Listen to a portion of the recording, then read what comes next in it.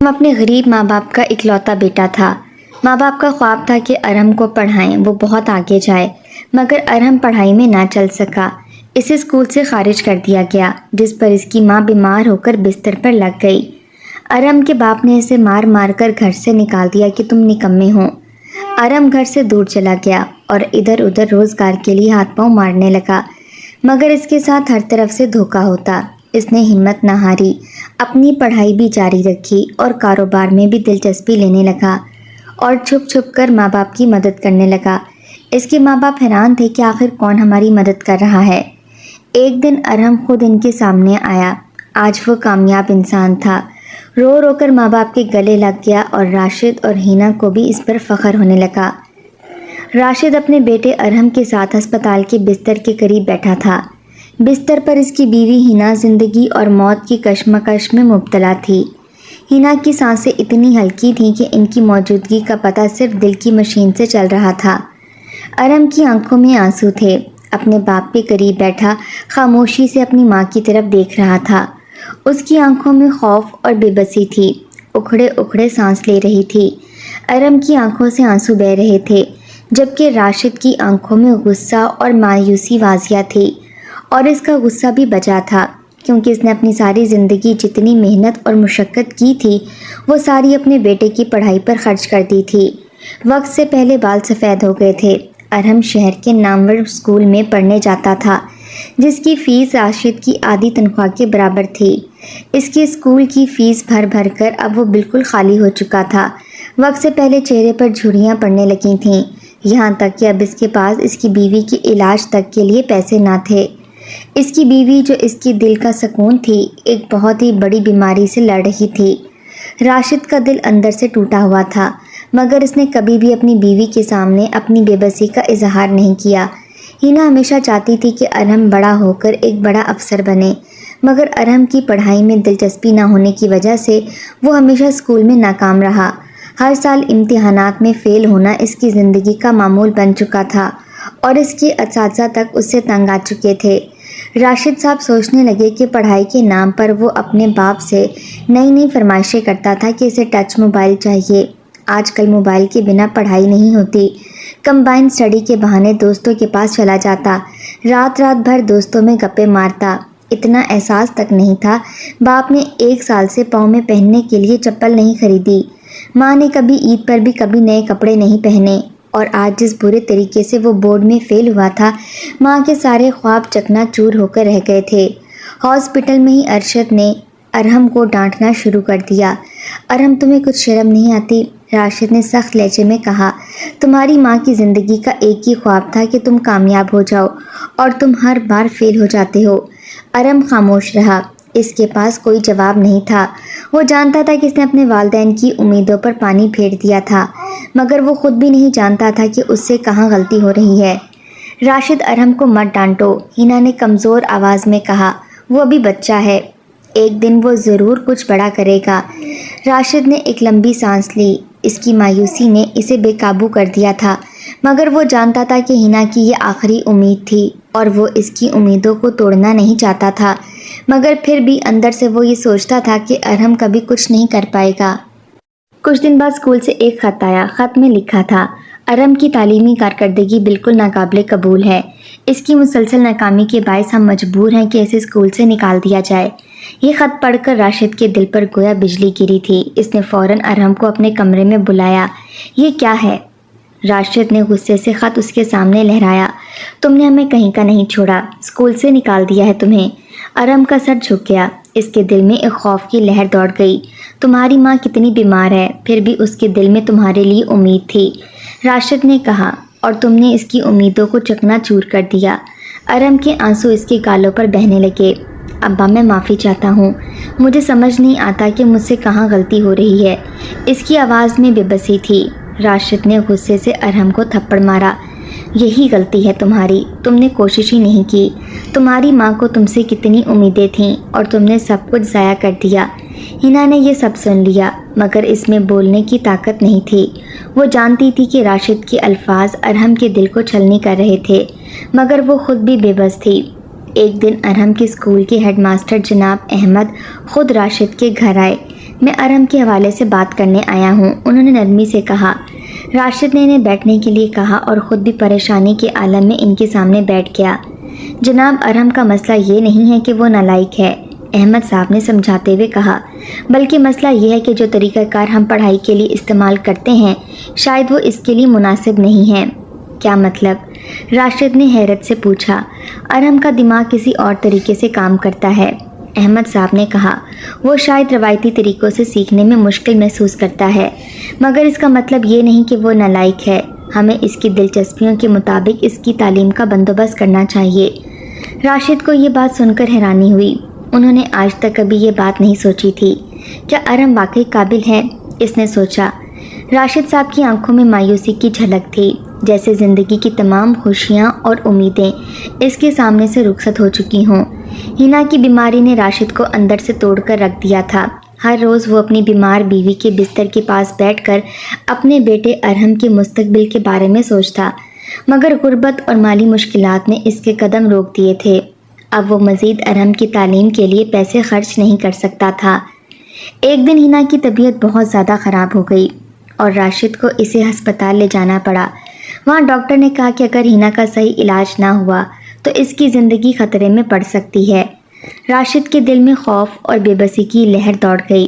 اس کے پاس نہ تو پیسے تھے اور نہ ہی کوئی مددگار۔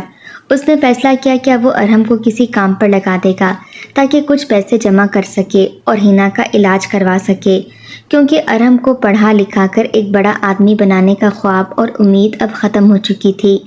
ارحم کو ورک شاپ پر لے جانے کا فیصلہ ایک مشکل قدم تھا، مگر راشد کے پاس اور کوئی راستہ نہیں تھا۔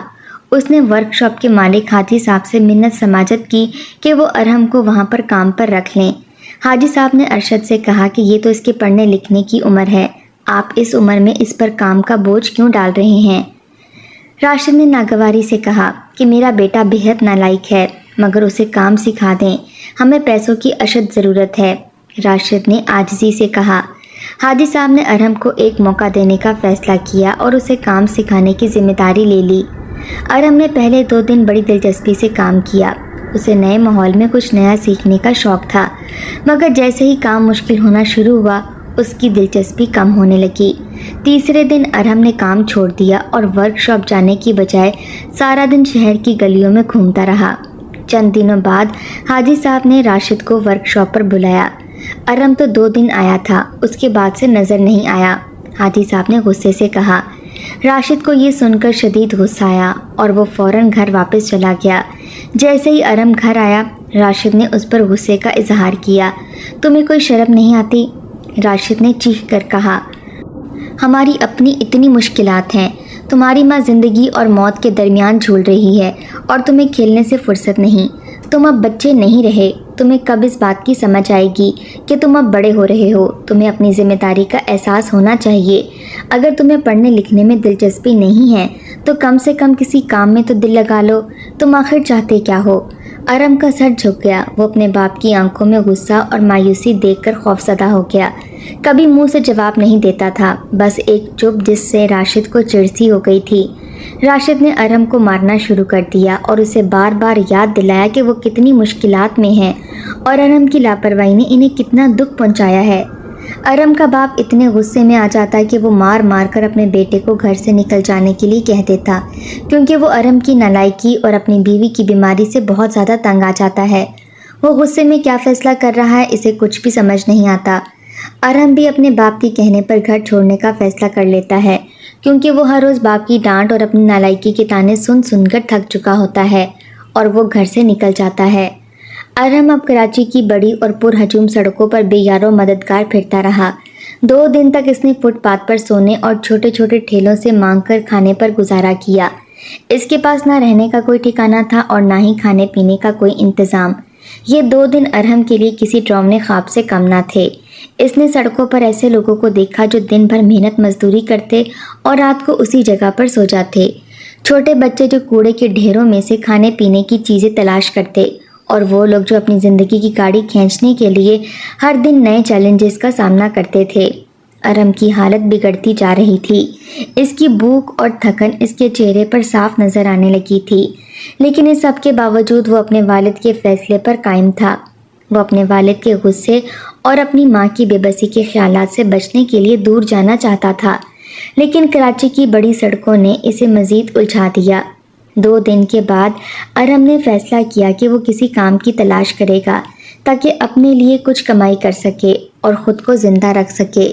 اس کے دل میں یہ خیال آیا کہ شاید وہ اپنی ماں کے علاج کے لیے کچھ پیسے بھیج سکے گا۔ یہ خیال اس کے لیے ایک نئی امید کا دروازہ کھولتا تھا، مگر وہ جانتا تھا کہ اس کے لیے اسے بہت محنت کرنی پڑے گی۔ ارم نے شہر کے مختلف علاقوں میں گھومنا شروع کیا۔ وہ ہر دکان اور ہر ورک شاپ کے دروازے پر جا کر کام کی تلاش کرتا، لیکن ہر جگہ سے اسے مایوسی ہی ملی۔ ہمارے پاس پہلے سے کام کرنے والے لوگ ہیں، ہمیں مزید مزدور کی ضرورت نہیں ہے۔ یہ الفاظ سن کر ارم کا دل مزید ڈوب جاتا۔ پھر ایک دن ارم کو ایک چھوٹے ہوٹل میں ویٹر کی نوکری مل گئی۔ ہوٹل کا مالک جو ایک نرم دل کا شخص تھا، اس نے ارم کی حالت دیکھ کر اسے ایک موقع دیا۔ بیٹا، یہاں کام آسان نہیں ہے، مگر اگر تم محنت کرو گے تو شاید تمہارے لیے کچھ بہتر ہو جائے، مالک نے ارم کو نرمی سے کہا۔ ارم نے ہوٹل میں کام کرنا شروع کر دیا۔ وہ صبح سے رات تک میزوں پر کھانے کے برتن لے کر جاتا، برتن دھوتا اور ہوٹل کی صفائی کا کام کرتا۔ یہ سب کام اس کے لیے نئے تھے، مگر اس نے دل و جان سے کام کیا۔ ہر دن وہ اپنی تھکن کے باوجود کام پر واپس جاتا، کیونکہ وہ جانتا تھا کہ اس کے پاس کوئی دوسرا راستہ نہیں ہے۔ ارم کی یہ نئی زندگی ایک امتحان تھی۔ وہ اپنے والد کے غصے اور اپنی ماں کی بیماری کے بوجھ تلے سے دب کر نکل آیا تھا، مگر اب وہ اپنی زندگی کی سب سے بڑی حقیقت کا سامنا کر رہا تھا۔ زندگی کا یہ کڑوا سچ ارم کو سکھا رہا تھا کہ کامیابی اور خوشی کے لیے محنت اور صبر کا دامن تھامنا ضروری ہے۔ ایک دن جب ارم ہوٹل کے کام سے واپس آیا تو اسے ایک شخص نے روکا۔ بیٹا، تم یہاں کام کر رہے ہو؟ اس شخص نے پوچھا۔ ارم نے سر ہلایا اور جواب دیا، ہاں، مجھے پیسوں کی ضرورت ہے، میری ماں بیمار ہے۔ اس شخص نے ارم کو غور سے دیکھا اور کہا، کبھی تم نے سوچا ہے کہ اگر تمہیں تعلیم ملتی تو آج تم کس مقام پر ہوتے؟ یہ بات ارم کے دل میں تیر کی طرح پیوست ہو گئی۔ اس نے کبھی اس طرح نہیں سوچا تھا، لیکن اب اسے احساس ہو رہا تھا کہ اس نے اپنے والدین کے خوابوں کو کچل دیا ہے۔ اس کے دل میں ایک نئی آگ جلنے لگی، ایک ایسی آگ جو اسے دوبارہ تعلیم حاصل کرنے کی ترغیب دے رہی تھی۔ ارم نے فیصلہ کیا کہ وہ اب اپنی زندگی کو بدلنے کی کوشش کرے گا۔ وہ ہوٹل میں کام کے ساتھ ساتھ کچھ پیسے بچا کر دوبارہ تعلیم حاصل کرے گا۔ اس کے دل میں ایک نئی امید جاگ اٹھی تھی اور وہ جانتا تھا کہ اگر وہ محنت کرے گا تو زندگی میں کچھ نہ کچھ بہتر کر پائے گا۔ ارم کو کراچی میں کئی سال گزر چکے تھے۔ وہ بچپن کے دنوں کو پیچھے چھوڑ آیا تھا اور اب وہ جوان ہو چکا تھا۔ ان سالوں میں ارم نے بہت کچھ دیکھا، سیکھا اور برداشت کیا۔ ابتدا میں جب وہ کراچی آیا تو اس نے ایک ہوٹل میں کام کیا تھا، لیکن جیسے جیسے وقت گزرتا گیا اس نے مختلف کاموں میں اپنے لیے جگہ بنائی، لیکن اس سفر میں اسے کئی بار دھوکہ بھی دیا گیا۔ ایک دن جب ارم نے ایک چھوٹی سی دکان میں کام کرنا شروع کیا تو اسے لگا کہ اب اس کی زندگی میں کچھ ٹھہراؤ آ گیا ہے۔ اس نے دکان کے مالک کے لیے دل و جان سے محنت کی، دن رات کام کیا اور مالک کے اعتماد کو جیت لیا۔ لیکن پھر ایک دن جب کاروبار میں کچھ نقصان ہوا، مالک نے تمام ذمہ داری ارم پہ ڈال دی۔ تمہاری لاپرواہی کی وجہ سے ہمیں یہ نقصان ہوا ہے، اس نے ارم پر الزامات عائد کیے، حالانکہ ارم کا اس میں کوئی قصور نہیں تھا۔ مالک نے نہ صرف ارم کو کام سے نکال دیا بلکہ اس کی تمام تنخواہ بھی ضبط کر لی۔ ارم کے دل پر یہ ایک اور چوٹ تھی۔ اس نے دوبارہ اپنے قدم جمائے اور ایک نئی جگہ کام کی تلاش کی۔ ارم کو ایک دکان پر کام مل گیا۔ دکان کا مالک بہت خوش اخلاق اور مہربان تھا۔ اس نے ارم کو بہت عزت دی اور اسے اپنے کاروبار میں شریک کرنے کی بات کی۔ ارم نے اس پیشکش کو قبول کیا اور اپنی پوری محنت اس کاروبار میں لگا دی۔ لیکن جب کاروبار نے منافع دینا شروع کیا، مالک نے ارم کو دھوکہ دے کر اسے کاروبار سے نکال دیا۔ ارم کو ایک بار پھر سے اپنے ساتھ ہوئی دھوکے دہی کا سامنا کرنا پڑا کہ شریف انسان کو لوگ دھوکہ دے دیتے ہیں۔ ان تمام واقعات کے باوجود ارم نے ہمت نہیں ہاری۔ اس نے اپنے دل میں ایک بات بٹھا لی کہ زندگی میں کامیابی کے لیے صبر اور محنت دونوں ضروری ہیں اور کبھی بھی مشکلات کے آگے ہار نہیں ماننی چاہیے۔ لیکن یہ دھوکے اسے مزید مضبوط بنا رہے تھے۔ جیسے جیسے وقت گزرتا گیا وہ مزید تجربہ کار اور سمجھدار ہو گیا اور پیسے بھی کمانے لگا۔ اب اس کے پاس کافی پیسے موجود تھے۔